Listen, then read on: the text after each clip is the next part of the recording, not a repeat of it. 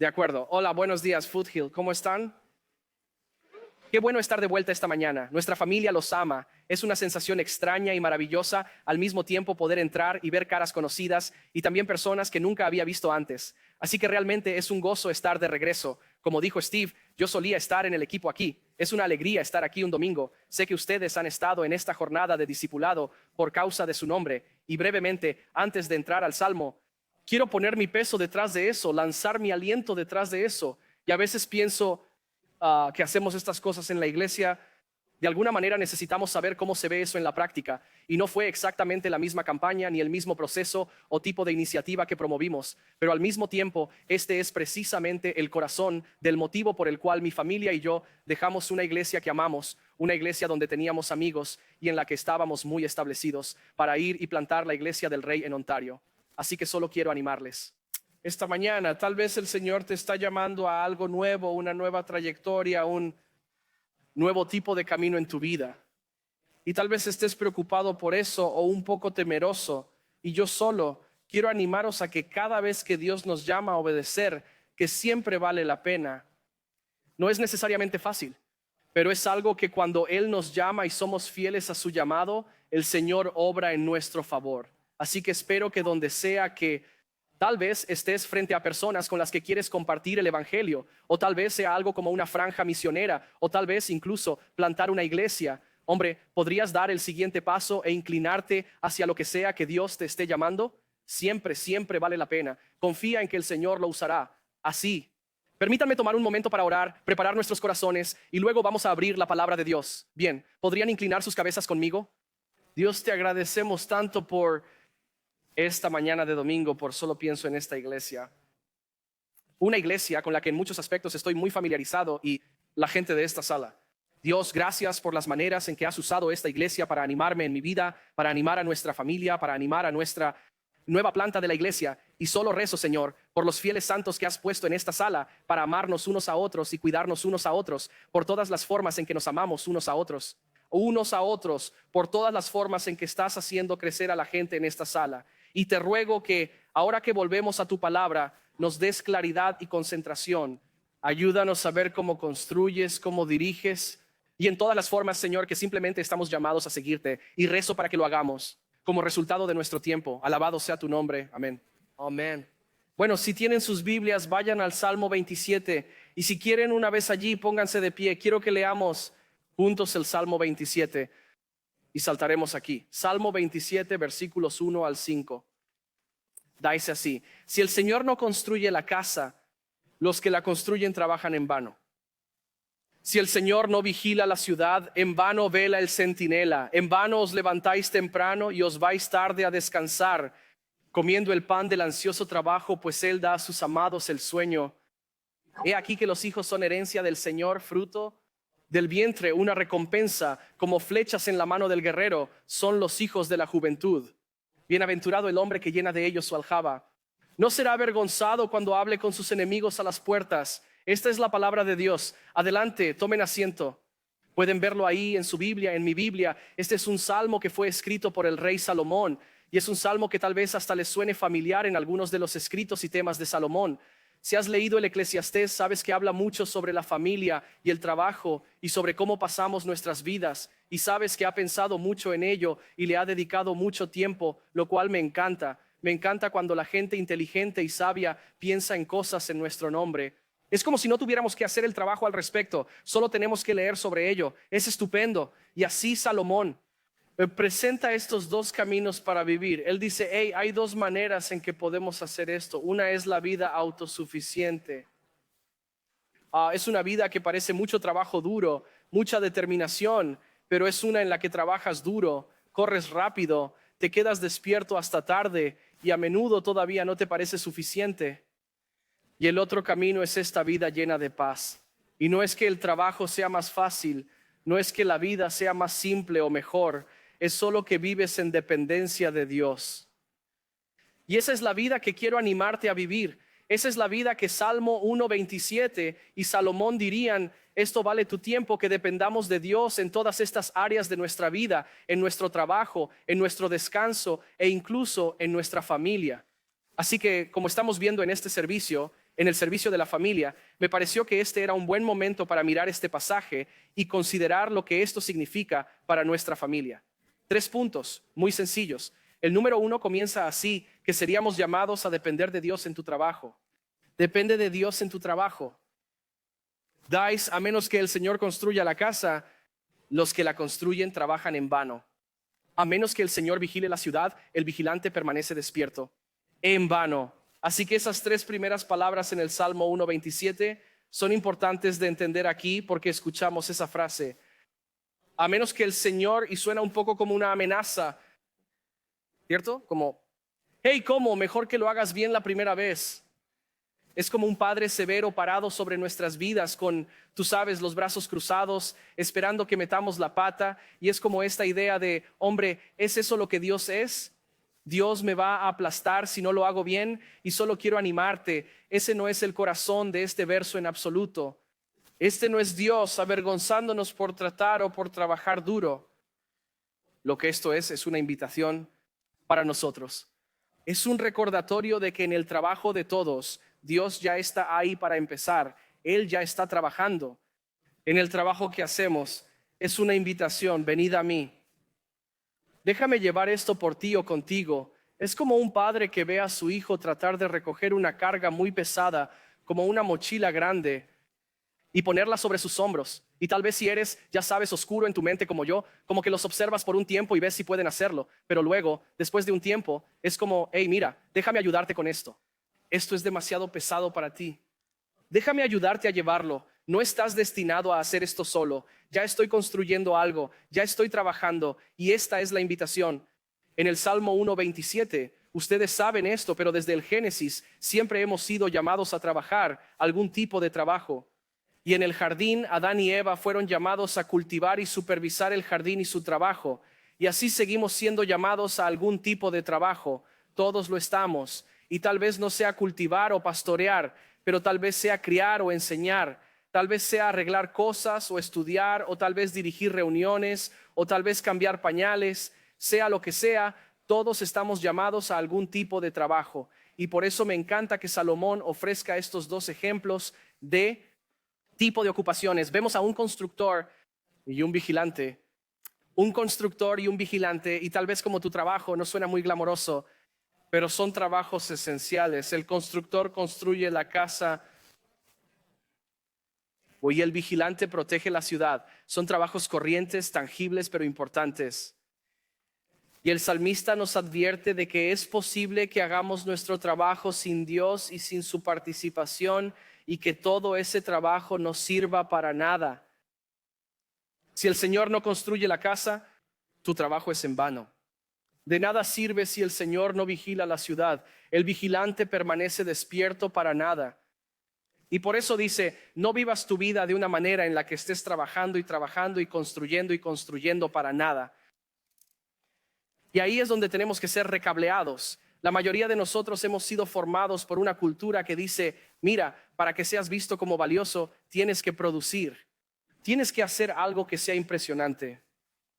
Y eso no es lo que vemos en las Escrituras. De hecho, Dios corrige a su pueblo en Génesis 11 y les recuerda, hey, esto tiene que hacerse con humildad.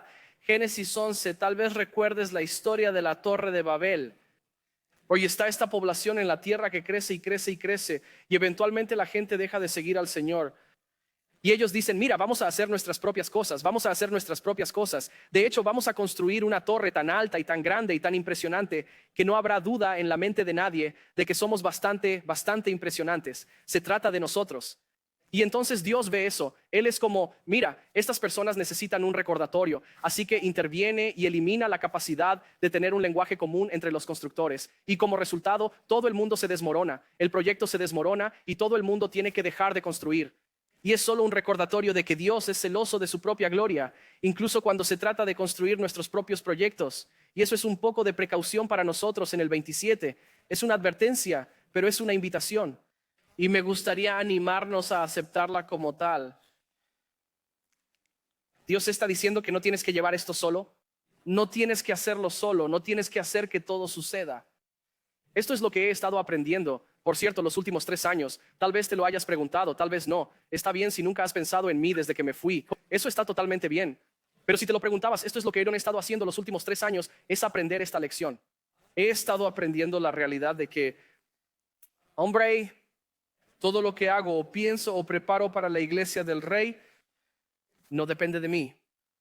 Dios está construyendo la iglesia del Rey. Dios está proveyendo lo que necesitamos. No depende de Stephen, no depende de mí y de cómo funciona mi cerebro y mi estrategia o mis planes. Y puedo darle vueltas a mis ruedas y puedo estresarme sobre cuántos huevos de Pascua comprar para Pascua. Puedo pensar en todas estas cosas que son tan importantes aparentemente en el momento. Pero tengo que recordar que la realidad es que el Señor es el que construye la casa. Esa es la cosa número 1 que he aprendido en los últimos años. Y solo quiero animarte a aprender que a mi lado en tu propia vida. Y tal vez usted está ocupado construyendo su propia cosa. O tal vez es la familia, tal vez sea un negocio. Tal vez es un proyecto que está en la parte posterior de su mente. Y yo solo te animo, hombre, asegúrese de recordar que es Dios quien nos ha llamado a eso. Y por eso Él sostendrá el trabajo también. Otra cosa que vemos en el verso 2 y señalamos es que somos llamados a confiar en Dios lo suficiente para descansar. Confiar en Dios lo suficiente para descansar, dice en el verso 2, es vano que madruguéis y os vayáis tarde a descansar comiendo el pan del afanoso trabajo, porque Él da a sus amados el sueño. Por alguna razón el sueño ha estado mucho en mi mente últimamente. Mi esposa me ha dicho últimamente que he estado roncando más, lo cual no es impresionante, pero para ella de todos modos. Y si ustedes saben algo de mí, ya saben, puedo cerrar troncos con el mejor de ellos. Dormir es algo que siempre tenemos en mente. Queremos dormir mejor, compramos colchones, compramos almohadas, pensamos en dormir todo el tiempo. Al igual que los niños, si usted está en la habitación y si alguna vez has tenido el pensamiento como, ¿qué son mis padres pensando en este momento? Probablemente no están pensando en tu desarrollo personal y formación espiritual. Están pensando en cuándo podrán dormir o descansar. Esa es probablemente la realidad. Eso es cierto. Y Salomón lo sabe. Él vive en el mundo real. Y por eso tiene esta frase en el verso 2 que habla de esta realidad del pan del trabajo ansioso. Y lo compara con este pan que comemos, que todos consumimos cuando estamos tan ansiosos y preocupados hasta el punto de no poder dormir bien por la noche. Y la mayoría de ustedes, la mayoría de nosotros, sabemos a qué sabe eso, ¿verdad? Hemos vivido esa vida, nos hemos quedado despiertos hasta demasiado tarde, nos hemos levantado demasiado temprano, hemos trabajado hasta el agotamiento, más a menudo de lo que nos gustaría admitir. Y no es por esa sana pasión o amor por el trabajo, es porque estamos ansiosos, porque nos preocupa lo que pueda pensar nuestro jefe. Es porque nos preocupa que el proyecto no se lleve a cabo. Algunos de vosotros que sois nuestros estudiantes universitarios, os habéis pasado las últimas semanas pensando en los 5 trabajos que habéis dejado abandonados a su suerte. Y estáis preocupados, estáis ansiosos. Y esto es lo que pasa en nuestras vidas. Comemos el pan del trabajo ansioso. No se trata de trabajo duro, se trata de ansiedad, se trata de no conocer el futuro. Hay un neuropsicólogo, Judson Brewer, escribió un libro llamado Unwinding Anxiety y dice esto en el capítulo 2. Observa cómo el miedo en sí mismo no es igual a la ansiedad. El miedo es un mecanismo de aprendizaje adaptativo que nos ayuda a sobrevivir. La ansiedad, por otro lado, es desadaptativa. Nuestro cerebro pensante y planificador se descontrola cuando no tiene suficiente información. Y tal vez usted entra aquí esta mañana y se sintió así esta semana que usted estás ansioso porque no tienes suficiente información. Tal vez desearías saber más. Tal vez tu cerebro se siente de esa manera. Y entonces, Cristian, escúchame. Déjame proporcionarte la información que te falta. Déjame recordarte que Dios lo sabe todo. Que Dios es todopoderoso, Dios está trabajando, incluso cuando nosotros no lo estamos. Que tiene todos los recursos y habilidades a mano y las cosas que nos preocupan y nos angustian para Dios no son nada. Él no está limitado por nuestra energía o por nuestras horas. Y eso significa que podemos descansar. No porque el trabajo esté hecho, sino porque podemos confiar en el que realmente está trabajando en nuestro favor. Acabamos de celebrar esto en Pascua, ¿verdad? Como el Viernes Santo, sabemos que la obra de Jesús se ha cumplido. Él lo dijo en la cruz, está terminado. Y es asombroso que muchos de nosotros como creyentes aceptemos eso en nuestra salvación, pero lo olvidamos cuando se trata de nuestra vida diaria. Jesús termina el trabajo por nosotros. Jesús nos da sentido. Y así lidiamos con este pan de trabajo ansioso de todas estas maneras. Algunos de nosotros nos convertimos en adictos al trabajo. Y a los adictos al trabajo en la sala, a los adictos al trabajo les diría, miren, tal vez solo tomen una siesta esta semana. Recuerden que el Señor los ha llamado a descansar. ¿Y qué puedes descansar? Que Dios está trabajando incluso cuando tú no estás. Para otras personas no es exceso de trabajo, es indiferencia. Tal vez has perdido la conexión, la comprensión de que, hey, mi trabajo significa algo, le importa a Dios. Y si ese eres tú, escucha esto, tu trabajo le importa absolutamente a Dios. Dios lo ve, Él lo está usando aunque tú no lo veas. Y pienso en el ejemplo que tenemos en Cristo, que casi no sabemos nada de sus primeros 30 años en el ministerio. Y Jesús trabajó como aprendiz de carpintero, hizo cosas muy básicas en la comunidad. No era llamativo, pero importaba, lo formó. Y cuando llegó el momento del ministerio público, Jesús entendió la oscuridad. Jesús entendió la rutina diaria del trabajo duro. Y así escucha, si estás aquí esta mañana y sientes que tu trabajo es demasiado pequeño para importar, recuerda que Jesús dignificó ese tipo de trabajo. Y por otro lado, cuando sientan que su trabajo es una carga demasiado pesada para llevarla, que es tan abrumadora y que nunca termina, recuerden que Jesús también sabe lo que es llevar el peso del mundo. Él asumió la tarea más dura. Llevó nuestra vergüenza, nuestro pecado en la cruz. Confió, obedeció al Padre y dejó el resultado. A Dios. Y volvemos a celebrarlo. Hace unas semanas Jesús resucitó y al hacerlo, en su resurrección demostró de una vez por todas que su obra importaba. Y así podemos descansar. Y os animo a que descanséis. Tal vez lo hagan hoy, quizá echado una siesta. Tal vez miren su calendario esta semana con su cónyuge y digan, no necesitamos hacer la mitad de estas cosas. Quitemos algunas de estas cosas. El último punto aquí da un giro. Número 3, estamos llamados a construir el legado de Dios a través de la gente. Estos últimos versos, del 3 al 5, ya no estamos hablando de construir y descansar. De hecho, da un giro brusco hacia los niños. Y tal vez a primera vista, los versos 1 y 2 se sienten como, ¿de dónde viene esto? Esto es un poco al azar, ¿verdad? Pero quiero señalar en el Salmo 1:27, versículo 3, la primera palabra allí dice, he aquí. Y aquí como en, por ejemplo, o algo así. Y escucha, los versos 3 al 5 son la extensión de los versos 1 al 2. Es como, hey, ¿cómo podemos realmente confiar en Dios con nuestro trabajo? Bueno, el caso en cuestión, especialmente para ustedes, las familias, sus hijos, esta es la forma en que confiamos en prácticamente. Dios está haciendo algo en nuestra crianza, nos está enseñando. Y Salomón dice, bueno, hay algunas maneras en que nuestros hijos nos ayudan a formar nuestra teología en torno a quién es Dios. En primer lugar, estamos llamados a ver a los niños como un signo de la bendición de Dios. Los niños son una bendición. Y desde el versículo 3, he aquí, los niños son una herencia del Señor, fruto del vientre, una recompensa.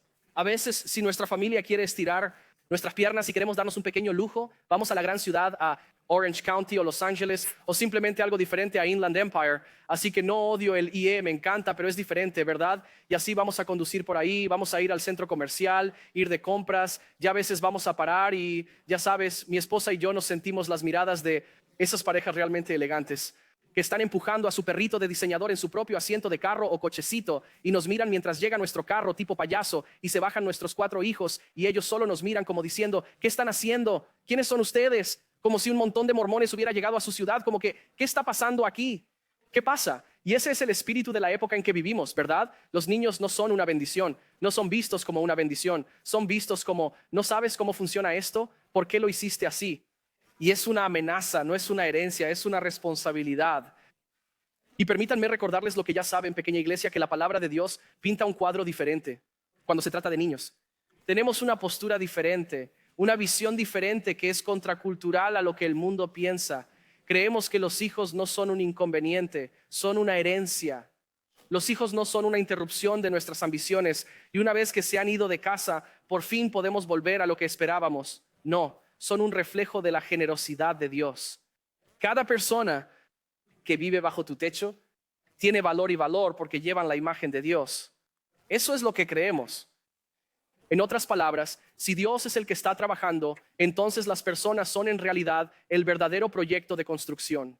Y eso es cierto, no solo de nuestras casas o nuestras carreras o la puesta en marcha de su negocio o mi planta de la iglesia. Siempre se trata de la gente. Eso es en lo que deberíamos estar invirtiendo. y específicamente en la próxima generación. Y entonces él dice, mira, los niños son una herencia, el fruto del vientre, una recompensa. Pienso por un momento acerca de cómo vamos a tener hijos. Cómo, y no quiero entrar en demasiados detalles, este es un servicio familiar, pero en el transcurso de 9 meses, un bebé se va tejiendo en el vientre materno. Un bebé es temerosa y maravillosamente hecho, y mientras que las madres en esta sala, felicitaciones a ustedes, ustedes hacen tanto. Miren la formación real, la elaboración de los huesos y los órganos y los rasgos faciales, todas esas cosas en realidad no es obra nuestra. Dios está trabajando. Incluso en ese proceso, la mayor parte del proceso es esperar, confiar y pedirle a Dios que haga el trabajo que nosotros somos incapaces de hacer. Y entonces Él trae este ejemplo de incluso en el parto, incluso en el proceso de tener un hijo.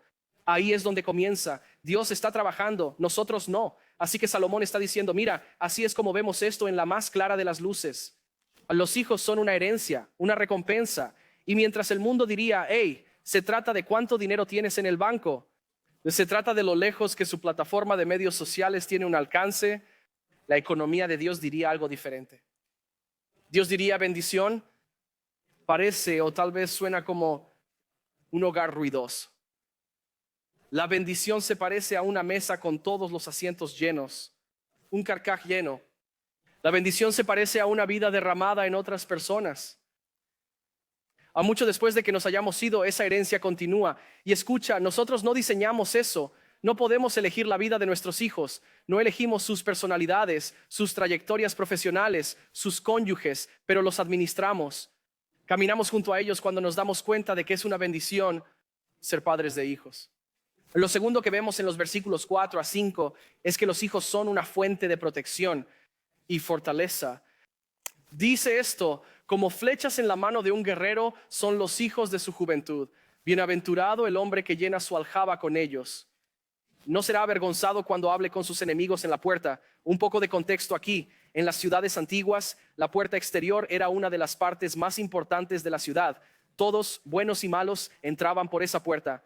Y Salomón está diciendo, mira, la puerta exterior es el lugar de defensa, es la primera línea de seguridad. Y Salomón dice, tener hijos, tener hijas que puedan estar contigo en la puerta significa que vas a estar protegido. Son una defensa para ti. Hay un lenguaje bélico de flechas. Significa que no estás solo, tienes aliados, tienes defensores que están a tu lado. Hoy las batallas se ven diferentes, ¿verdad? Como el principio, sin embargo, todavía mantiene a los niños que son entrenados en la sabiduría y el amor. Los niños que están arraigados en el evangelio son una fuerza para el bien en un mundo que lo necesita desesperadamente. Y esto es lo que está en juego. Cuando educamos a nuestros hijos para que conozcan a Jesús, conozcan la Biblia y entiendan el evangelio, se ponen a nuestro lado en un mundo que necesita la verdad. Se paran en las brechas, se oponen a la oscuridad, defienden. Lo que importa cuando llegan las tormentas. Y entonces, la realidad, sin embargo, es que como saben, eso no ha sucedido automáticamente. Los niños no automáticamente van a ser así. Los niños que se dejan disipular por pantallas o compañeros o la cultura no se convierten naturalmente en sabios y valientes y fieles como defensores de la verdad. Hace falta algo de intencionalidad.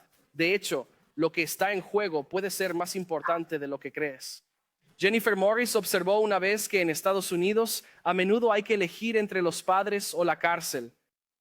Alrededor del 87% de los reclusos no conocían a sus padres o tenían poco contacto significativo con ellos. Sin un padre que les enseñe disciplina o responsabilidad, los jóvenes tienen muchas más probabilidades de acabar en el sistema judicial, donde la cárcel se convierte en su primer encuentro real con la autoridad. Una autoridad que no pueden manipular, desafiar o eludir. En otras palabras, la cárcel es un trágico sustituto de la paternidad.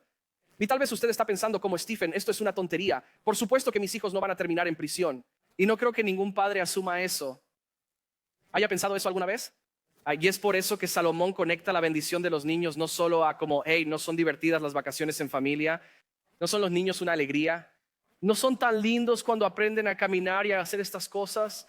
No, Salomón dice, mira, los niños son tu fuerza, son tu defensa. Ellos son los que continuarán todo lo que valoras, todo lo que enseñas. Y no podemos darnos el lujo de ser pasivos o distraídos cuando se trata de criar a nuestros hijos.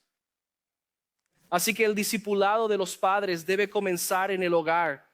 Y me encanta que Foothill tenga estos servicios donde te sientas con tus hijos, pero hagan esto en casa, permitan que esto continúe en el hogar.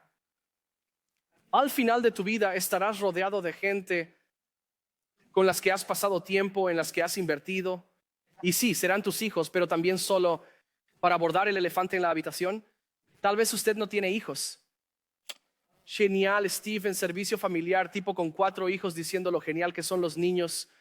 Yo no tengo hijos, estoy en la universidad, soy un antinido. Hay todo este tipo de advertencias, ¿verdad? Como tal vez Dios me ha cerrado la puerta para tener hijos. Y escucha, esto es más que biología y procreación. Ese no es el único punto aquí. Esto no es solo la palabra para las personas con familias. El punto aquí es que la gente es la prioridad del reino de Dios. Entonces, ¿de quién te rodeas? Pienso en mi propia vida, en todos los que han invertido en mí. Y seguro he crecido como resultado de la escuela o conferencias o sermones, por supuesto. Pero cuando realmente pienso en cómo he sido discipulado y crecido, es gracias a gente como ustedes en esta sala.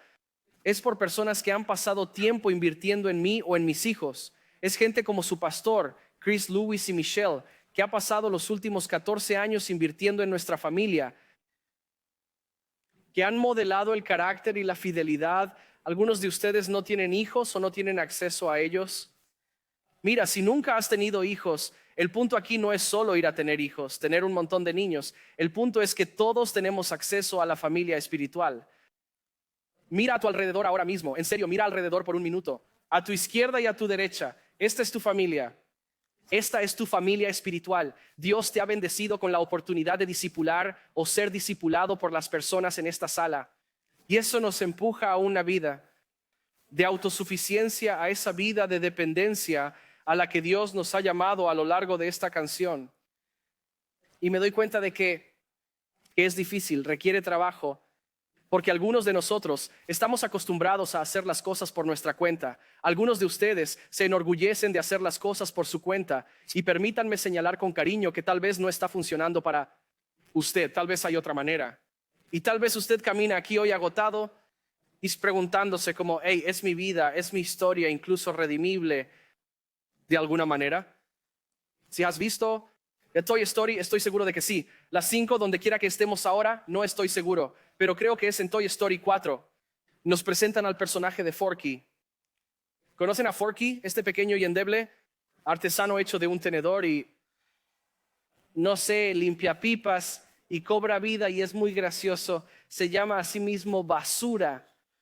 Y al principio es muy gracioso y se tira a la basura y dice, soy basura, no valgo nada. Y no sé, eso es una especie de humor negro que es divertido para mí a veces, pero es como, con el tiempo, sin embargo, es un poco triste. Es como, oh, hombre, pobre pequeño Forky. Y entonces tienes a Woody, este viejo vaquero fiel que se niega a renunciar a él. Y así, una y otra vez, Woody saca a Forky de la basura y le dice estos recordatorios. Él le dice, mira, no eres basura, eres un juguete de verdad.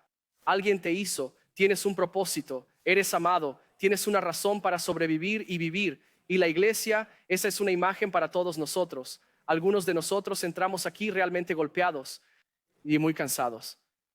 Y tal vez sientas que esta mañana has estado cargando con años de tratar de trabajar por tu cuenta, pero Dios interviene no para avergonzarnos, no para decir, oye, lo has estropeado tanto que tengo que intervenir ahora, no para descartarnos, sino para sacarnos del montón de basura y recordarnos que aún tenemos valor, que no te define lo que produces, que no te define tu rendimiento, que no tienes que lucir de cierta manera, pero es Dios diciendo, eres mío, eres amado, estoy construyendo algo en ti y a través de ti, y eso es exactamente lo que Cristo quiere hacer en ti esta mañana.